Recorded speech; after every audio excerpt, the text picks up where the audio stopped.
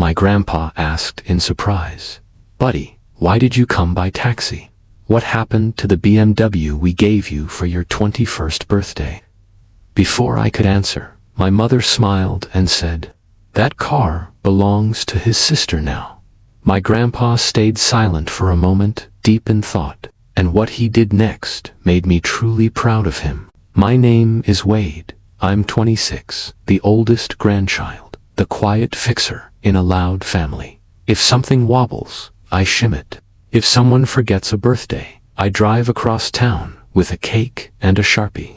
I run a small workshop in a rented garage where I hand paint Christmas ornaments, glass robins, tiny cabins with frosted windows, little snow globes that don't leak if you seal them right. My hands smell like lacquer most days. I like checklists, coffee that tastes like pennies, and the feeling of a straight paint line when my wrist doesn't shake. People think I'm patient.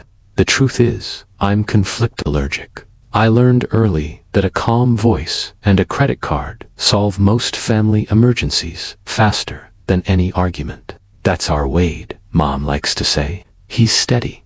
That Saturday, everything snapped. I came to my grandparents' house in a taxi because my hands were full of sample boxes for the holiday market and because the BMW was not in my life anymore. I still had glitter in my hair from a batch of snowflakes that shed like nervous cats.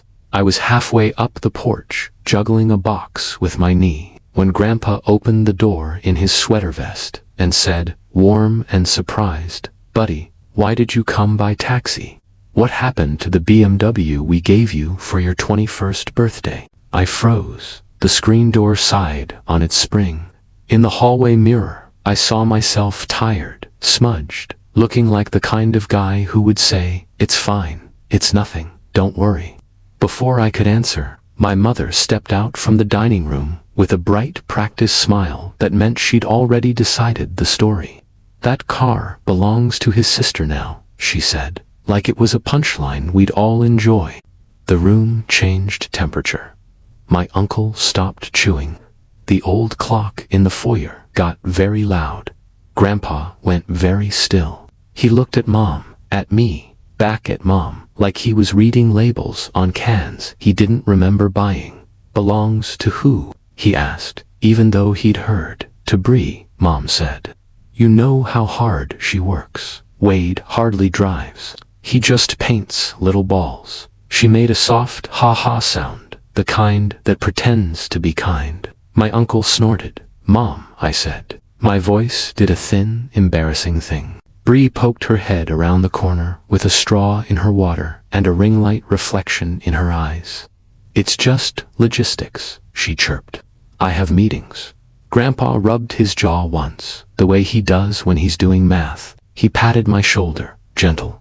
Come in, son, he said, and led me to the table. He didn't argue, he didn't raise his voice. He folded his napkin and, in the same polite tone he uses with contractors who overbid, started asking questions. I wish I could tell you I said something sharp. I didn't. I slid into the chair next to him and pressed my thumb into the cardboard of a sample box until I felt the edge bite skin. I took a breath and tasted metal. The first question was simple. When did the car start belonging to your sister? Grandpa asked. Dad, Mom said, warning in her voice. Let the boy speak, Grandpa said. Then he looked at me. The truth crouched in my chest. I could feel it scratching. I don't know, I said. It just happened. And that was the worst part. It had just happened so many times before. People romanticize family business. They picture cinnamon in the air, a bell over the door, cousins laughing as they tie bows. In my family, business is the word you use when you need Wade to swipe his card without asking questions. I started WadeWorks Ornaments at 19 after a seasonal job packing craft kits. With my first paycheck, I bought a used airbrush with a temperamental trigger and a box of misprinted glass bulbs, cheap from a closing party store. At night, I watched videos about hand lettering. That first Christmas, I set up a folding table outside a grocery store and froze my face off while painting. Ava, Logan, Coach, Ben, names I still remember, because those people stopped and smiled at a kid doing careful work. By 21, I had regulars, teachers who returned every year, couples who ordered tiny versions of their houses with the right number of windows. The BMW was Grandpa's idea. A craftsman needs reliable wheels, he said, and marched me to a dealership where he ignored the shiny, stupid cars and picked a sensible used sedan with good brakes and a trunk big enough for market racks. He shook the salesman's hand. This isn't for show. This is for work. He handed me the key with that practical pride that's warmer than any speech. Mom smiled for the photo. Later, the smile cooled. In our house, if Wade has a tool, it becomes community property. If Bree has a platform, it becomes family identity. Bree is 22, charismatic, and, as Mom says, front of house. Translation, she posts things. The creep started small. Bree needed a ride to a collab. Bree needed to borrow the BMW just for the weekend. Mom needed the business debit card for a little ad spin to help everyone. She asked for logins so she could support me with marketing. I said yes, because saying no in our house felt like slamming a door in a library. Then came the first loan. Honey, Mom said in her sugar voice, your father's hours got cut. Could you front the mortgage? Just until the tax return. I did it. Then utilities, then ads, then insurance. The BMW started living at Bree's. She posted mirror selfies with my car like it came from the content gods. When I asked to use it for a market, she said, ugh, I already have shoots. You work in a garage. So, I took Ubers. I hauled boxes in strangers' trunks. I told myself not to be petty. I poured the resentment into holly leaves and clean lines. The fog thickened. Charges hit my card I didn't make. Promoted posts, influencer boosts, family growth. My business card was linked to a marketing account Bree set up. When I confronted her, she blinked. The brand has to grow. What brand? I asked. Mom cut in. Don't be selfish. Your sister's bringing eyes to your little shop. That's priceless. I started tracking everything. A spreadsheet at 2 a.m., line by line. I added it twice because I didn't believe it the first time.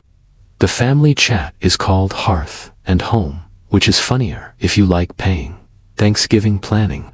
Everyone contributes. Bree can't. Wade will cover. I asked for the BMW back. I asked them to stop using my card. Mom replied instantly. Ungrateful. Your grandpa gave that car to our family. We decide what's best. That week, my account overdrafted. I slept on the workshop floor and made promises to the ceiling. 2 days later, we were back at Grandpa's table. So, Grandpa said gently, the car. Mom jumped in.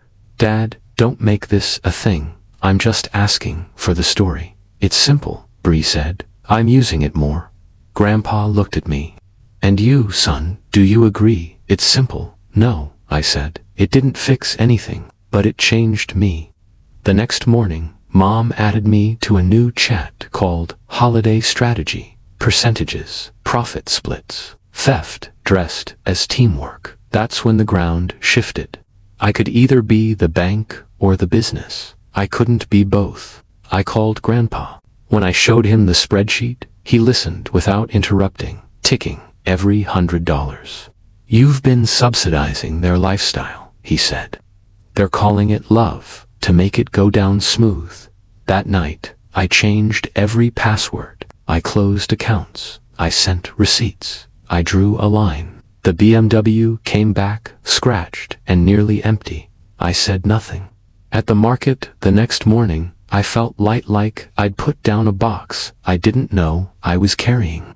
Grandpa sat behind my table, bought ornaments he didn't need, and commented on my lettering like a baseball announcer. By Sunday, he called a family meeting. This is theft by use, he said calmly. Family should be the last place you encounter theft. He asked me what I wanted. I said 3 things. He gave me a 4th, safety.